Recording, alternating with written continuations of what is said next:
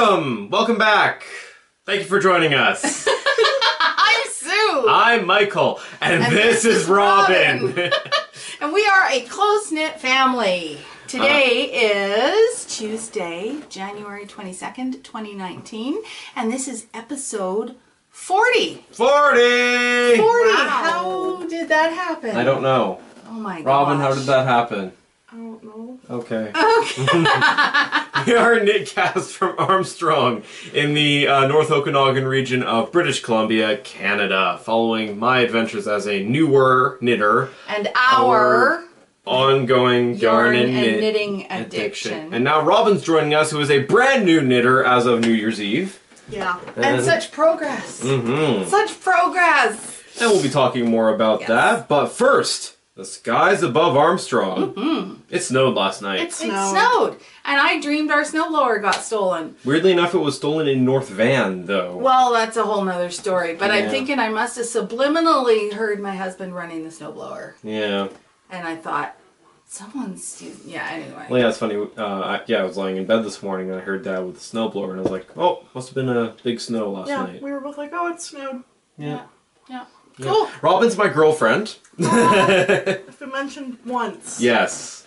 Have you? Yes, Yeah. I mentioned teaching her to knit. Oh, right. Yeah. Right. So we're going to get an update on that. Yes. And, So, there's been a conversation. The dogs in the neighborhood, I don't know if you can hear them. Got the window open a little bit because when you get three of us in a closed space, it gets kind of warm. Yeah. So there's been a conversation going on in, water droplet. We can talk about that later too. In the knitting community, and we'll talk about that towards the end. So if you want to stay for that, we'll get into that later. Saving the best for last. Yes. Yeah. Alrighty. So there's that. Can I just say, Robyn? Yeah. You smell amazing. Oh, thank you. She walked into the room this morning and I went, what is that? And you told me. It's the British Rose Body Mist from the Body Shop. Are you getting it? It's amazing. It's sort of almost like tea.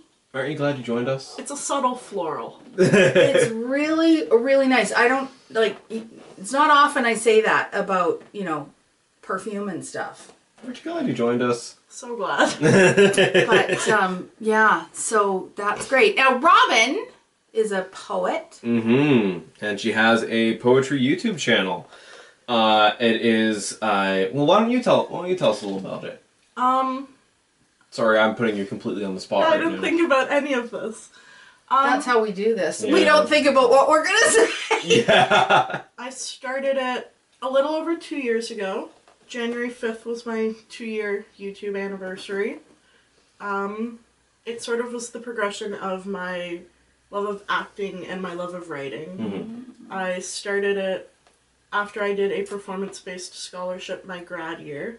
Okay. Oh, cool. Yeah. Okay. Because I just sort of fell in love with doing spoken word and slam poetry, and I needed a way to continue doing that while still going to school and working. Yeah. Okay. So if people are interested in finding you, where do they find you? It is Robyn Rolke, ROBYN, Spelled like this. Woo! See how he did that? I am always amazed. He just goes like this. It has to be in blue. It has to be in blue? It has to be okay. in blue. It was in blue. Did you notice it totally that? was in blue. Totally in blue. It might not show up in blue, so we'll see what happens. Who knows? We'll find out. So Robyn, did we spell the whole thing out? Yes, yep, we did. And On YouTube. And I showed it. Here it is again. I feel like it's gonna flash, but I don't think it's gonna do any of those things. New videos every week, in theory. In theory, yeah. Nice. So yeah, if you're curious to find out more about Robyn's poetry, you can go see her there, and maybe she'll knit and poet at the same time. Maybe. I record on my phone, so I hold. I'm just saying, right? Oh my gosh! It's low quality. So, a little catch up Yes, that we need to do. For those of you who have been longtime viewers, we have met, and we have had in this seat in the past Melissa, Mike's sister, my daughter. And on episode 5, I think? Something like that. Melissa joined us and presented her knitting. Her baby blanket that she was working on. Her baby blanket that she was making for her friend whose baby is turning 2 in a few. Yeah.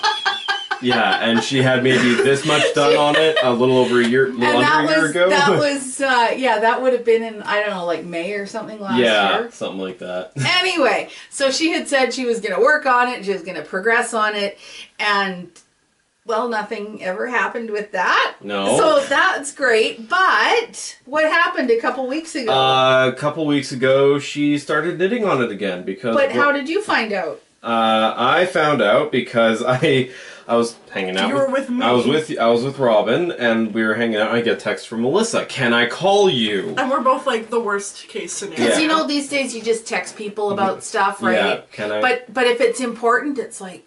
Yeah. So I'm. Can we talk? So yeah, He's I'm going. freaking Yeah. out. Worst case disaster scenario. I'm laughing. She calls me, and asks me, "How do I change colors while I'm knitting?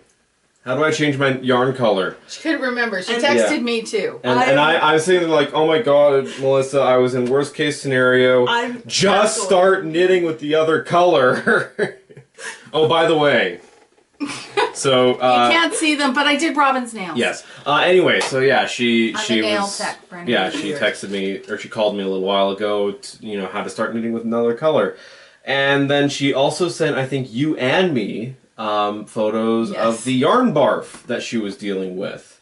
She also sent me a picture of it. And she sent you a picture. So here's the photo she sent us. her yarn With barf. her boyfriend. With her boyfriend. We're meeting all the friends today. Yeah. Okay, and we've not really met. Well, my husband's shown up in things inadvertently, but Vlogmas. Yeah. Vlogmas, he was in Vlogmas. Yes, that's true. We've had a couple photos of him. And he was snow blowing. He was in the IPE one briefly, very briefly. We'll have to put him in the hot seat one day. Yeah. We'll have to get him to come and sit, and we'll ask him knitting questions and see how he does. Yeah. Probably as well as I will. Or take him to a yarn store and ask him to try to find stuff. Are you wanting to go to the yarn store now? Okay. Yeah, okay, we'll do that. I can pick out yarn for my socks. So, I think that had to have been a couple weeks ago she sent that picture. Well, we wanted to talk about it last episode, but we forgot. Yeah, so it's probably a couple weeks ago. Yeah. So we're hoping that by now the yarn barf situation has been... Yeah, I want to say 2 Saturdays ago. Has been settled. Yeah. Because I wasn't home last Saturday. Yes, okay, yeah. And she's been re-inspired to knit on the baby blanket because another friend is expecting, and... Who doesn't love babies? There'll be a new baby, so we'll see. Maybe 3 or 4 friends from now.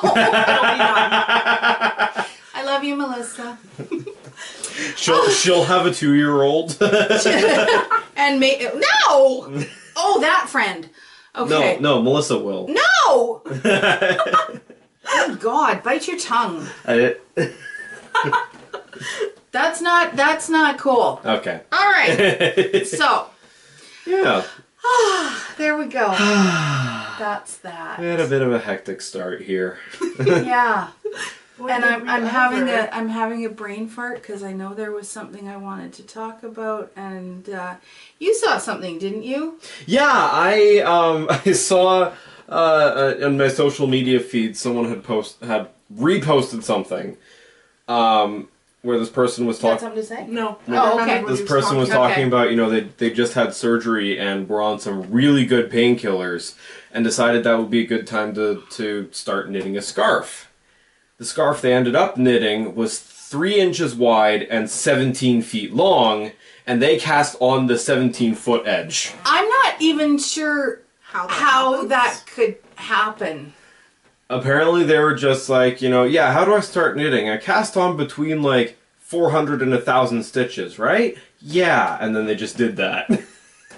Because they were on some really good painkillers. Don't do arts But and crafts. no, but I'm when just saying you're stoned. physically, even with a really long yarn cord, how do you get 17 feet? I know, but there's a photo of the scarf. Maybe I'll put that up here. And if you sort of look at how it all looks, it was cast on the 17-foot edge. It made me laugh. Mm-hmm. Wow. Yeah. That's pretty amazing. But that reminds me of another story. I have a friend, one of my knitting friends, who had some surgery last year, and post-surgery was working on one of her sweaters. And, well, let's just say it became a very unique article because of, again, the drugs she was on. Really good painkillers. Yeah. Painkillers are fun. Yeah. And she thought she was doing just fine at the time. You know, she's in the hospital knitting away, having a great time. Yeah. And then when she did finally look at it in a more sober, yes. So perhaps knitting and like hospital stays, at least if you're on painkillers, don't mix. Yeah, not the best judgment thing to do there. Yeah, but anyway, that's funny. Yeah, God, really. I've actually knit when I just wasn't feeling well. Yeah. And gone back and been like, what did I just do? What did I do? Rip it all out. Yeah. Okay. So, yarn acquisitions. Yarn acquisitions. Nothing this week. This has been yarn acquisitions. Yeah. I've thought about it. Does that count? No. No. Putting that out there. Doesn't count if you didn't actually get it. Apparently that doesn't count. Well, okay, what did you think about getting? I thought about getting I've chosen, I know what yarn I'm going to get to knit Hearten. Hearten. By Kim Hargreaves. Yeah, Kim Hargreaves. Oh, is that in the same book? It's in the same book. It's okay. a little kind of bolero jacket. Okay. With similar kind of, and we'll talk about this in a second. Anyway, similar kind of construction to this. Yes, I've chosen. I know what yarn I'm going to get. I just keep telling myself, not yet, because I have other things. I just got the yarn for Nightfall. Yeah, you have several projects lined up. Well, and I'm trying to, because I think this year might be my sweater year. Like things in my, in my future, they're all garment-ish. You're gonna finally knit a sweater? Or? Well, I've knit lots of sweaters, but I'm just saying there's not going to be so much like this and that and something else and. Oh, you're just gonna knit sweaters. It's all clothing. Okay. Yeah, I'll probably always have something. I'll always have more, but I'm trying to get down so that when I start on Nightfall, I can just work on Nightfall. Yeah. Without feeling like I have to be doing other things. Okay. But, well, anyway. So, yeah. So, Foes. Foes. Finished objects. F-O. Hey! Socks. I finally finished these socks. I don't even I started these so long ago. You did. I'm amazed. And I'm amazed how long they've taken you. They've gone on the back burner and gone on the back burner, but I've had other things that I've been working on. So, our lights are in the wrong place. Oh, they are in the wrong place. That's why we looked weird. Yeah. Okay. So, the yarn is Mud Punch. This is Bewilder Beast. That reminds me, I might have a yarn to show you for potential sockage. Okay. This is called Bewilder Beast. The yarn color, or the colorway. This is the Blueberry Waffle pattern. Yes. These are knit toe up on magic loop, 2 at a time. Heel flap. Flap and gusset. And did you figure out your issues with the pattern that you wrote?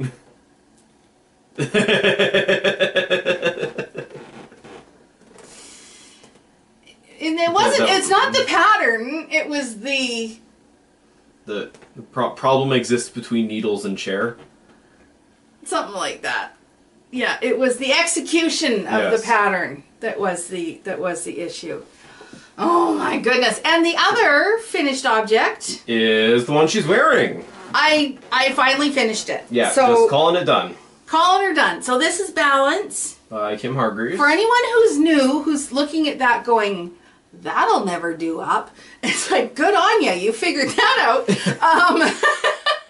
When I started knitting this back beginning, I think it was like October 1st. I want to say it was right after Knit City. Yeah. So there's some detail of Balance up close and a little bit around front. When I started knitting this, I had decided, and okay, well, we'll talk about that in a sec. So I had decided right off the top that the pattern, as written, there was no size that was ever going to possibly fit me. And I really, really liked the pattern. Yeah. And I really wanted to knit it as written, if that makes sense. And my other thing was, if I made a mistake and I was aware of it, I was going to fix it. Doesn't matter, or that'll block out, or whatever. I was going to fix it. So those were kind of my goals when I started knitting this. What was really dumb at that point, having recognized that it was never going to fit me, was I didn't turn around and say, oh, I could knit this for... and make it to fit them. Because that was an option. Yeah. Anyway, so I knit away at it, and I got to the point where it was sewn together except for the cap sleeves. And I put it on, and I was like, I kind of like this, and I kind of like the way it fits, and it's kind of, okay, it's not close, but it's close enough. Maybe if I like put a panel down the sides, or and the sleeves as written were not gonna fit in the armholes, like that was just ridiculous. So I decided to try a couple things, and I did. I put in some panels on either side, and then after I put the panels on, the armholes came up here. Yeah. I was like, okay, well, that's not gonna work.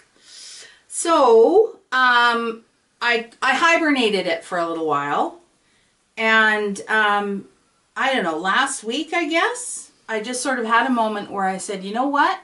I was happy with the way it went on when it was just finished. Yeah. I need to make the sleeves a little bit bigger. So I did, that is the one sort of, I guess. Off pattern? Modification. Thank you, Robyn. You're amazing. Thank you. So the sleeve pattern called for just 2 of these repeats. Why is that going all crooked on me? There we go.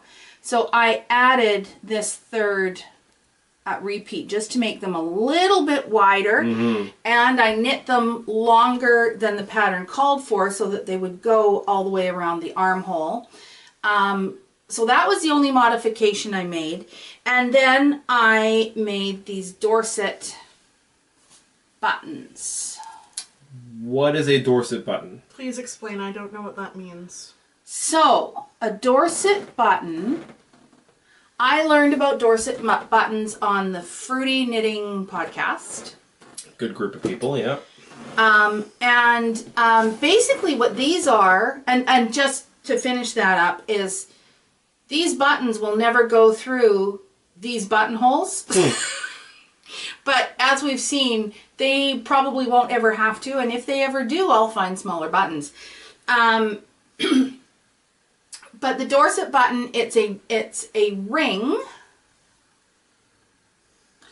and you wrap it with half hitches, and then wrap it like a wagon wheel, and then weave in and out of those, and there you go. Clear as mud. Yeah. I'm sure you could look up so instructions. if you want to, if you want to look it up, I do not want. It's not my intention to be a tutorial.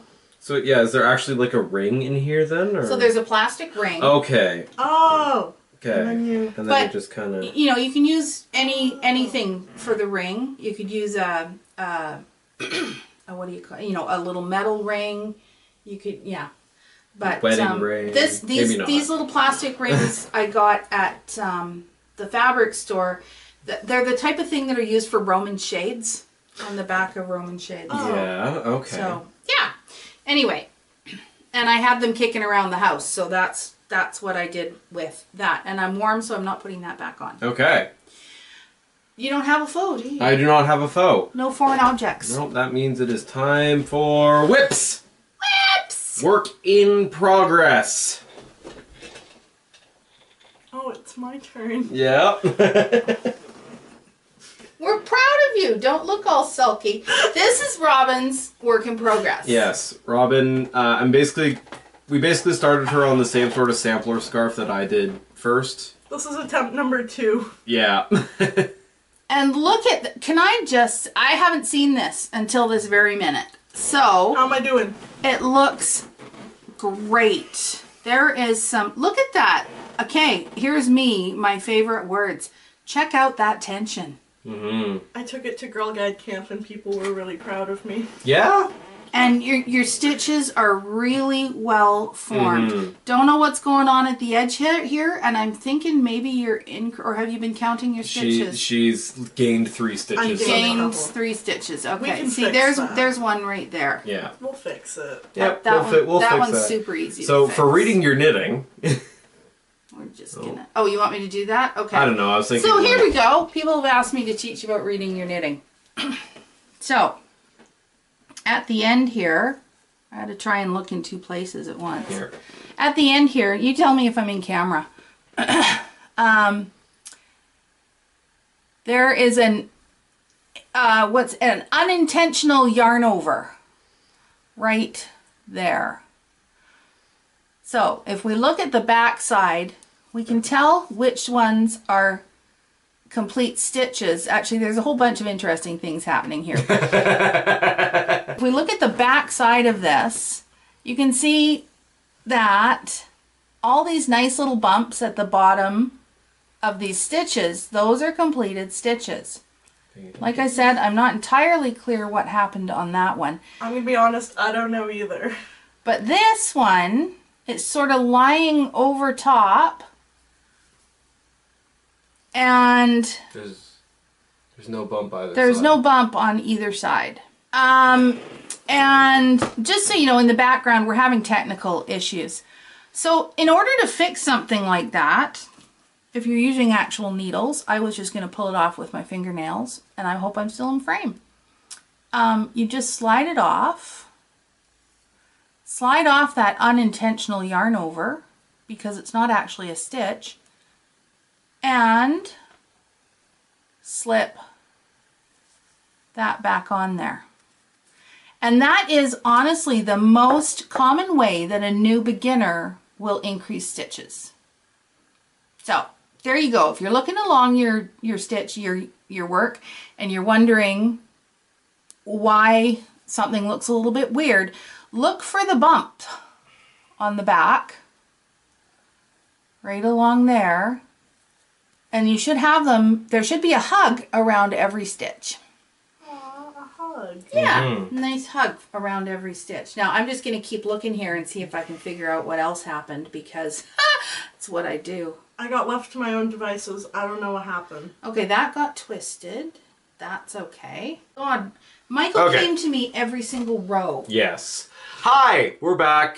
Oh, we're back. We're back. We don't know where we stopped. Whatever. The camera was overheating, and now we're back. So, whatever. We're trying to figure out what happened with my knitting. Maybe you got a brief tutorial on reading your knitting. Yeah. Maybe you We've didn't. been having some technical issues, and I just realized that it's because the camera was overheating.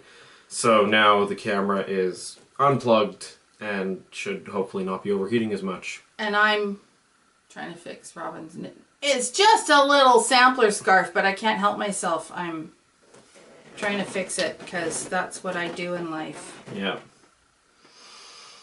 Yeah, Wow. so...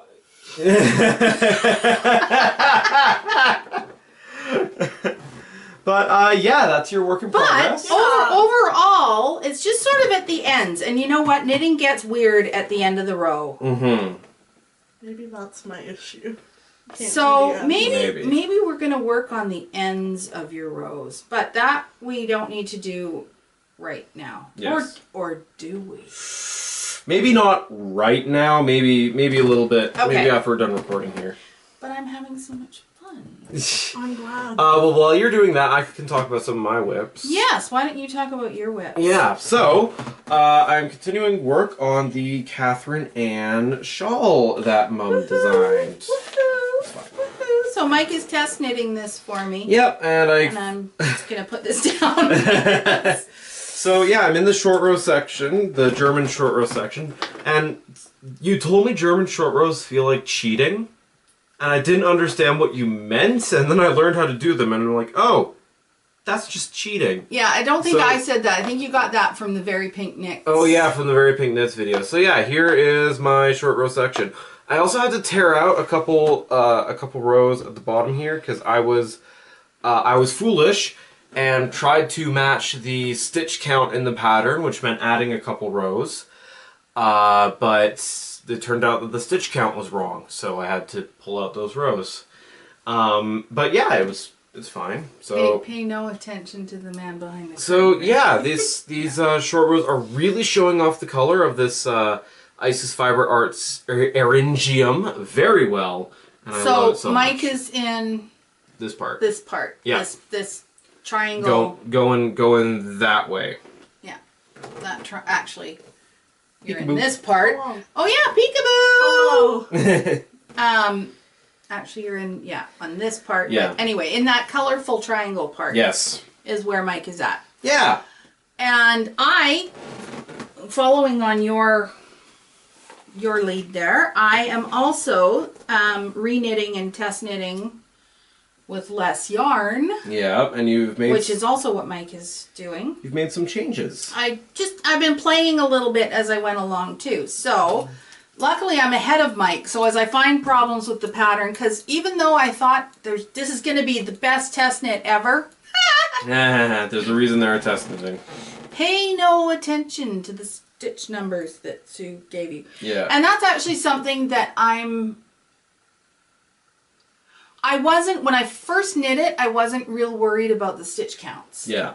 And then I realized that, well, if I was going to actually help people get through the lace section at the bottom, I needed to know how many stitches there were. Yeah. Because you got to know how many stitches you're working with to do the lace pattern. Yeah. And now I've decided that we're just throwing stitch counts out the window because there's too many places where people could make teeny weeny little boo-boos that are going to affect the stitch count, or they're going to do something slightly differently that's going to affect the stitch count, and it's just not worth sweating it. So I figured out how to deal with that and down the road. Anyway, so I am past the short row section. You are.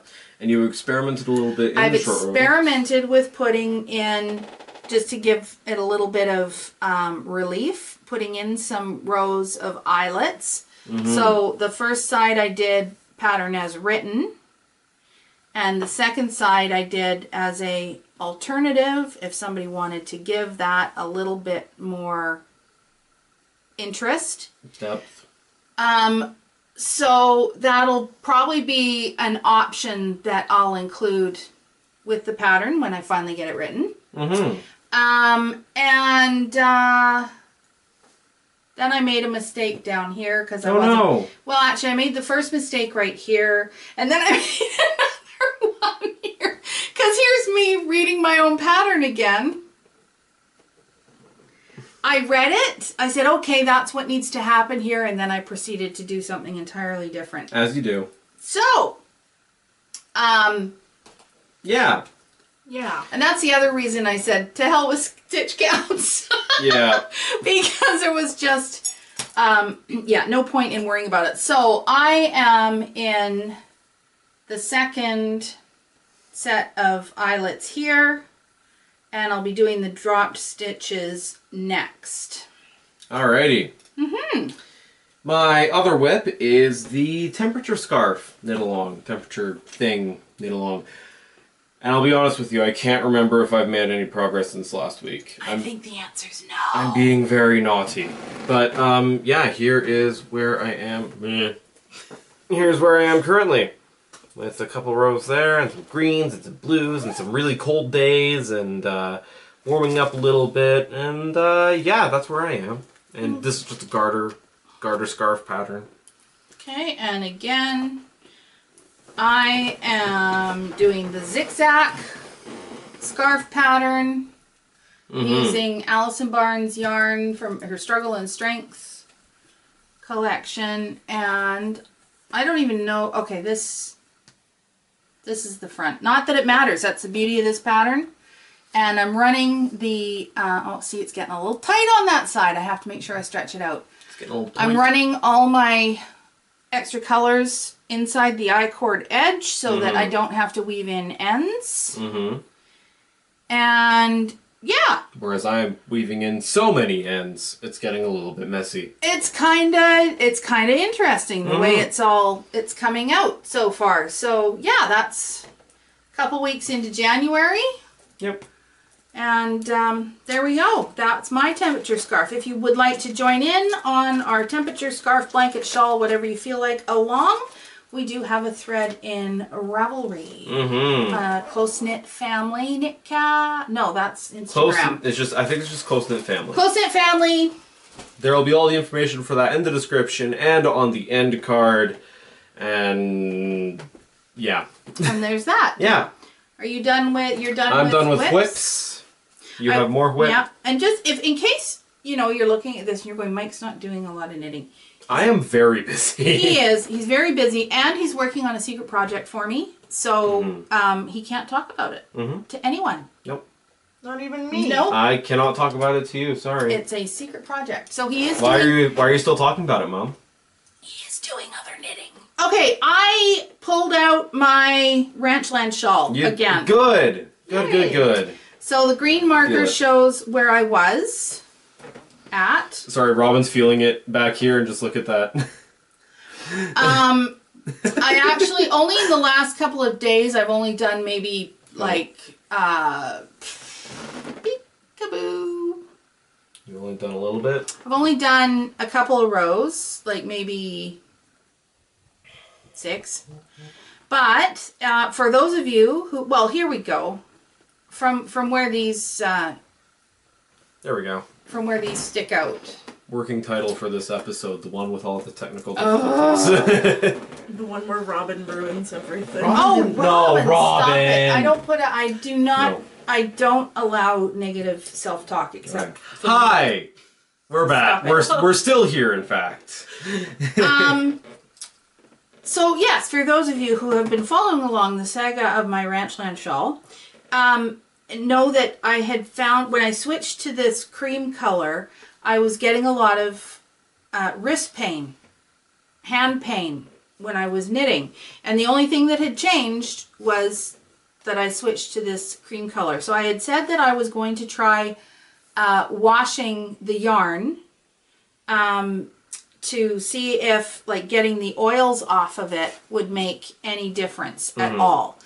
And so I did that, and there's a little picture that Mike's going to put there, well, or maybe now, of me with the yarn hanging to dry. So I skeined it and then soaked it and then hung it with a bit of a weight in the bottom. I just used a water bottle with the label off, because sometimes if you hang something, like a lot of people use like a can of soup or something, but you want to make sure that you've got no label on it, because the adhesive well, the adhesive, but the color the color can bleed into the yarn because it's wet against wet. So I did that. I started knitting. So far so good. I was feeling a little bit sore, so I stopped. But I am going to make a point of trying to get do a few rows, as I can. Yeah. Is this just garter stitch? It's just garter stitch. It's so open. Yeah, and it's gonna. Here, it's so open and it's like... And so when it blocks, it's gonna... Oh, yeah, it's gonna be nice. And then there's this moss stitch. Moss stitch. Well, that's what it's... Anyway, I've heard it called moss stitch. I don't know if it is moss stitch, but there we go. Okay. And then, of course, there's a section down here, which I'm probably going to cut out and redo. Oh, this one. Yeah. So, that'll be fun. If I do end up cutting it out, we'll document it so you can see what I do. Mm-hmm. All right. Alrighty. So, that's all our bits and pieces about knitting, isn't it? I think so. Okay. So, Mike! Hi. What do you bring to the table? Hi. I bring something that sounds very destructive at first, but it was actually it went onto Kickstarter, and it became the fastest and most backed Kickstarter ever. Oh! It is the game brought to us by webcomic artist The Oatmeal, Exploding Kittens. What? Exploding Kittens is a game of Russian roulette. You want... Everyone has a hand of cards and there's a deck of cards on the table that everyone's drawing from. And if you draw an exploding kitten and you don't have a diffuse card to play, you're out of the round. And last person standing wins. Okay, did it have to be an exploding kitten? Like, couldn't it have been an exploding apple or something? They chose kittens. They chose kittens. And yeah, it's, for those of you who are familiar with The Oatmeal, it's done in his signature style, and with all the art and all the cards, and then some of the I think every card in the game has a unique piece of art on it, and there's a lot of cards in the game. But it sort of gives you this interesting dynamic where, in order to your ultimate goal in the game is to not draw cards. Because if you draw cards, you might draw an exploding kitten. Right. But the only way to not draw cards is to draw the cards that make it so you don't draw cards. Mm-hmm. So you have then. You have this trade-off of like, you know, oh god, okay, so do I draw cards now? Do I wait? And then then there's the really fun aspect where if you draw an exploding kitten and then you play a diffuse card, so you ignore that exploding kitten, you put that card back in the deck wherever you want. Right. You could put it right back on top for the next person. So the next person's gonna get it. Yeah. And there's some really fun dynamics there. If you pick up Exploding Kittens and you enjoy it, I would highly recommend getting the Imploding Kittens expansion. Which a lot of the... I love what they did, because it's a party game through and through. Party on, dude! Exploding and imploding kittens. It's a party game in that it's super simple and and it's meant for high volumes of players. Okay. Oh, so it's easy, so I can play it. Yes. And yeah, if you get the Imploding Kittens expansion, a lot of the cards actually like reverse the direction of play. Okay. So what it comes with is the cone of shame. If you ever ask, whose turn is it? Which way are we going? You have to don the cone of shame, which has a very helpful arrow on the inside of it to tell you which way you were going. Oh my! I've had to wear the cone. We didn't know each other at the time. Anyone we get this game. Oh my gosh! Anyone with pets. I think I have a picture of Shania wearing that. Okay. Anyway, yes, the game is great and super simple to play. I didn't write down any notes of how long it takes to play or how many people it's appropriate for. But I just want to get it for the cone of shame. And if you're up for it, the game does also have an NSFW version, not safe for work, which just takes all the vulgarness and cranks it up to 10. Okay.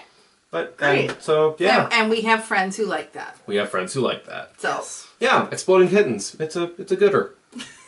I just don't even know what to say. Okay, no, we are not promoting the exploding of kittens. Of course not. No. No animals were harmed in the making of this episode. Thank No, you. no. The idea of the game is that Jude just walked in disgust to the other end of the house. Jude, our cat. Yeah, Yes. I mean, the idea is the exploding kittens are trying to explode you, so they're the bad guys. Okay. Oh, that Yeah. makes more sense. Oh, Kittens are bad. right. Good. Well, thanks for that, Mike. Yeah. Yeah. Yeah. Okay, and now, events from around the world. Yeah, come on. You said you liked acting. Okay. I need a graphic. So, a maybe. little correction Uh-oh. from last week. Not a correction, because I knew I was having a problem at the time. So thank you, Allison Barnes, for letting me know that it's the Calgary Fiber Shindig Oh. and the Edmonton Fiber Frolic. Oh, because last year we called it what? The Calgary Fiber Last week Frolic. I was like, You had it all backwards and all mixed up. I had and- all the information but didn't know what it was for. Yeah, and our good friend over at Allison Barnes, Yes. Allison Barnes, Yes. corrected us. So, thank you, Allison. Mm-hmm. With the code The CloseKnit20, 20. you get 20% off at Allison Barnes Yarns until the end of January 2019. Mm-hmm. That's only a couple days away. Wow, that is. Yeah. Yep. Mhm. All right. So, what have I found? My note. Well, Your notes are a bit of a mess. I had to make. Yeah, I had to draw lines around things, and anyway. All right. So that was the Calgary Fiber Frolic? Shindig. and the Edmonton Fiber Frolic. That's hard to say. It is. Okay, things that you might want to have on your radar that I don't have specific details about. The Edinburgh Yarn Fest is coming up. That, of course, is in Scotland. EYF, as it's commonly referred to. And in case you've been asleep, Vogue Knitting Live is happening this coming week, which should be around like January 20... No! Apparently I'm asleep. Anyway, it's this coming weekend, because this is the 22nd, so... Is it the 22nd? It It's is. the 22nd. It's the 22nd of January, 2019. Episode Anyway, Vogue 40. Knitting Live is coming in New York, and it just seems to me like every time I turn around, it's like, oh, Vogue Knitting Live, and it's in this city and that city and some other city, and I just lose sort of my, like, I've kind of got to whatever, right? But I know it's a big deal, so, but it just seems like it's always happening somewhere. Yeah. So, it's all Vogue Knitting Live, always happening somewhere. Okay. Now we've got on Saturday, February 2nd, 2019. We've got Handmade Westfalen in Bielefeld, Nordenwien, Westfalen. Germany? I have no idea. Cool! So there's that. I've decided that the ones that I can't read and pronounce, I'm just going to go for. Yeah, from now on. just go for it. Just see what happens. Just go for it. On Saturday, January 26th, we have Crochet Twin Cities meetup at the meetup. Okay. Harmar Barnes and Noble, Roseville, Minnesota. Oh, okay, Barnes & Noble. Okay. So, those are, like, that's like 6 Yeah. Yeah. different things. Some of them I had information on, some of them I didn't. Mm-hmm. Yeah. So that's the that's that. So that's kind of the end of our directly related to knitting content for today. Yep. So, If you want to stay with us, because I'm going to talk a bit about the the elephant on the social media network in knitting Which right now, I've- which in my case boils down to my acceptance of the fact that I have white privilege. okay. And for those of you who may decide to not stick around for this, thank you for joining us. Be sure to like, comment, subscribe. Follow Robyn on YouTube too. And we'll see you next week. Yep.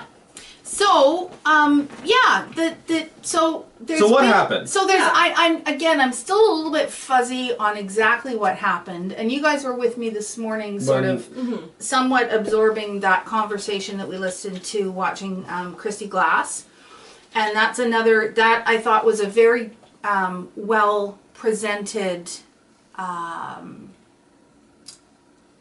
Discussion? thank you. Discussion on the subject of inclusion for everyone in the knitting community. How people can feel excluded within the knitting community, and the oh gosh. Yeah, sort of some of the the tender points, the things that are being said, and then people are getting very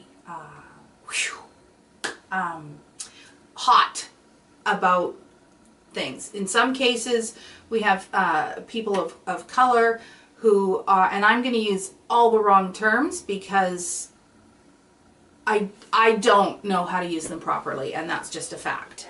But people of color are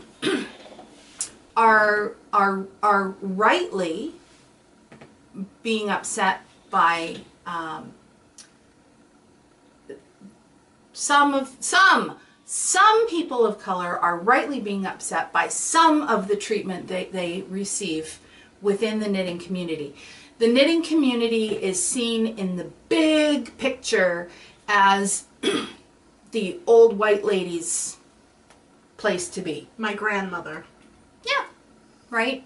And when Mike and I first got started doing our little podcast here, part of that, beyond following just Mike's progress through learning how to knit, was to say, yeah, this is inclusive for men and for young men, and possibly moms, don't miss the opportunity to teach your young man knitting. It's a good skill to have. Yeah. Well, yeah, and it's been nice for us to get together. So anyway, that's sort of where that is. So now you introduced me to knitting. I introduced you to D&D. Yeah, right. It's a bonding experience. Yeah, It's been really nice. But that's a little bit off to the but that was sort of our let's make this feel more inclusive in a way that we can. Yes. That we have control over. Yeah. So, what was my light bulb moment about white privilege? I went through years of my very well-informed son trying to explain to me that I had white privilege. And I was really pissed off because I'm not a racist. Mm-hmm. I don't consider myself a racist. Yep. Let me rephrase that. I do not consider myself a racist. I consider myself very inclusive. Mm-hmm. All of those things. Yep. And then this guy's saying, yeah, that's your white privilege talking. And I'm like, how dare you accuse me of having white privilege? I was so offended. And then one day I was watching a program, I think it was called The 13th, and I'm sorry, not being American, I am not familiar with all of the amendments.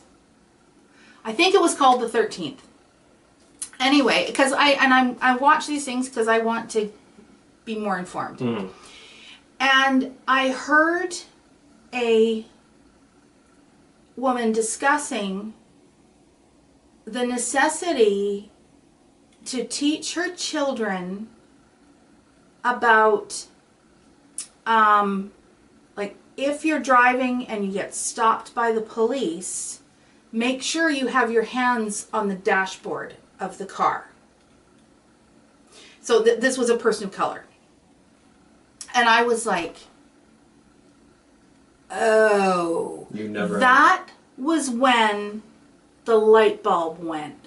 Ting! Yep. It's when somebody says something as simple as that, and you've never had to think about that before. I have never had to tell my son to watch how he moves, acts, and behaves around police. Mm-hmm.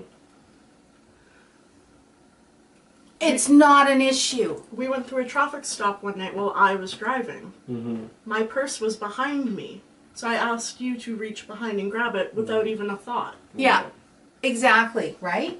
Where that could, under other circumstances, be considered an aggressive, potentially aggressive thing to do.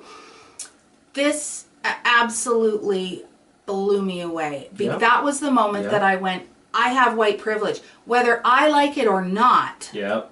You have it. I have white privilege. I can't wash it off. Mm-hmm. And that was a real eye-opener for me, that white privilege is not about whether or not you're inclusive, whether or not you're a racist, Nope. or any of those things. It's a totally passive thing. I can't make it go away. It's there and I have it. And that's just, that unfortunately, and I say unfortunately, is the way it is. I wish it wasn't. What I have since then been trying to educate myself in is, in what ways can I use my white privilege to help others get it? Because until everyone gets it, As in understands. understands, Yeah, if everyone in the whole community of people understand that, yeah, you have white privilege for, okay, so white people have white privilege. Mm-hmm. Mm-hmm. That's unfortunately just the way it is. Mm-hmm.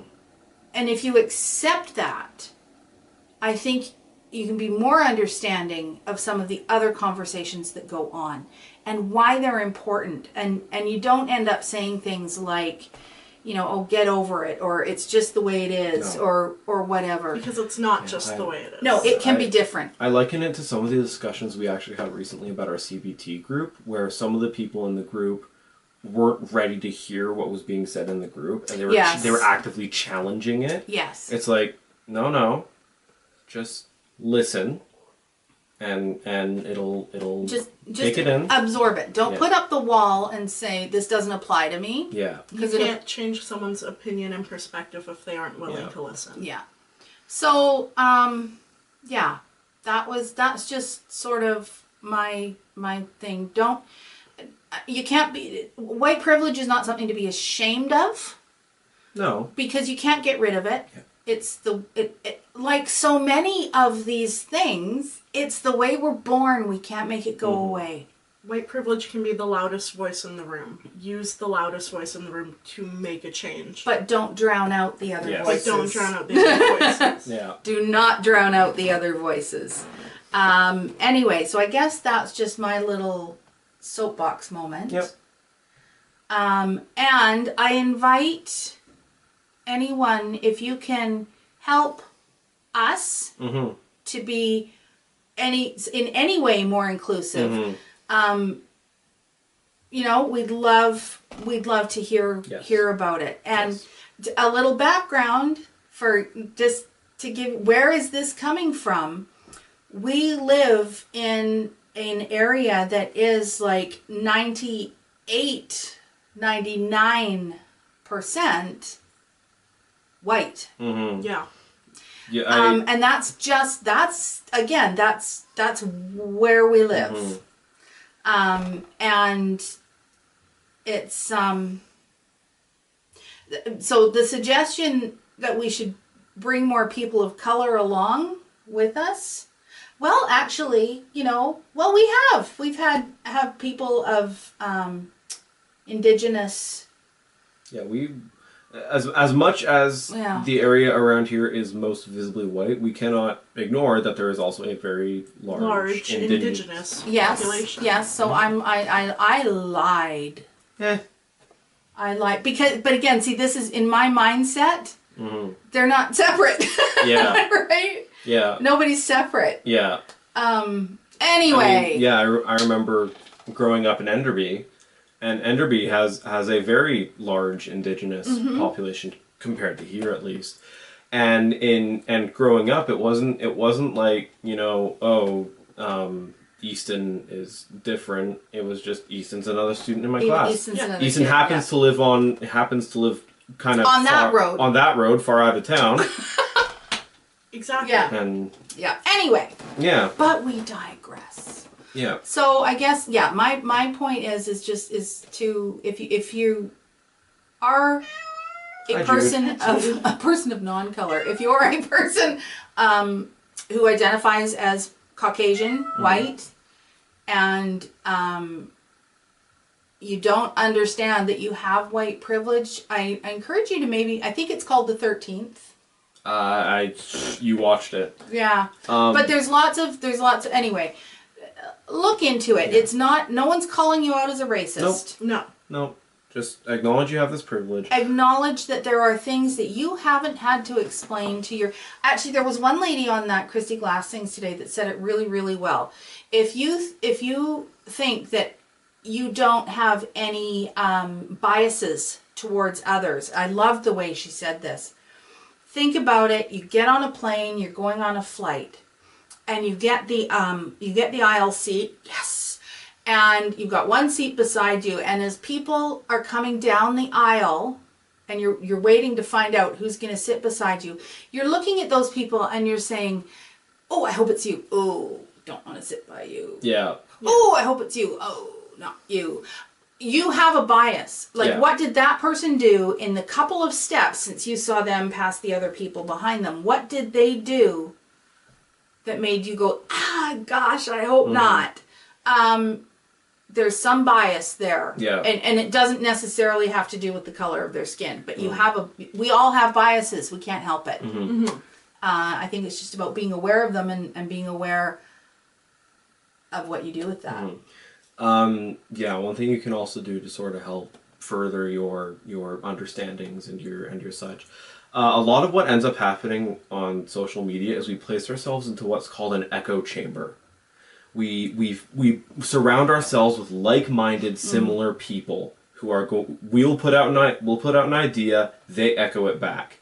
Try to avoid an echo chamber. Expand who you're following. Expand, you know what? Maybe I don't follow this person, but they present some ideas that are different to my own. Rather than saying I don't want that on my timeline, say, maybe I'll read these for a little bit. And it also doesn't mean that you have to agree with... Okay, again, the people who were on Christy Glass Knits this morning, they all have social media presence. And they've all said, like, they've gained, like, 3,000 followers in the last couple of weeks because of this topic and because they've come out to speak out about it. And but they've also all said, don't just watch me because I'm a person of color. Yeah. Yeah. Also that. If I watch them and I don't, like, they don't, speak to me. Like, if I don't enjoy the interaction that I'm seeing, I'm not going to keep watching just because they're a person of color. Yes. I want to enjoy the interaction mostly based on their knitting. Because that's what it's about. Or maybe I do just like to hear what they have to say. Yep. Yeah. Yeah. So anyway, there's the soapbox. It's over. Yeah. It's done with.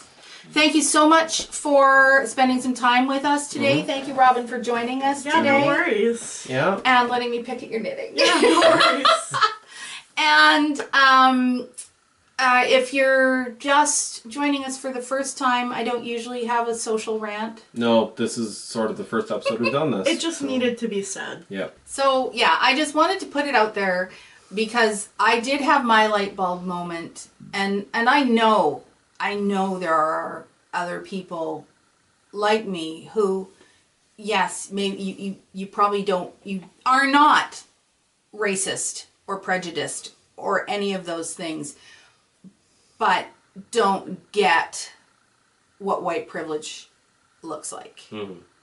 And yeah, and I'm not, what we did here was a very small capsule. But again, it's a conversation, and it's the conversation that's going on in the knitting community, and that was our contribution to it. And now, unless something comes up where we need to speak up again, we're probably going to We've said it. We've left it behind. Yep. So, yes, thank you for joining us. Thank you for coming back and all of those great things. Yeah, be sure to like, comment, subscribe, follow us on Instagram, Close Knit Family Knitcast. Join us on Ravelry. All the information will be on the end card and in the video description. And don't forget, you don't have too long left now to use the Allison Barnes code CLOSEKNIT20 for 20% off your order, only until the end of this January of 2019. But other than that, keep your knitting close and your family closer. Bye.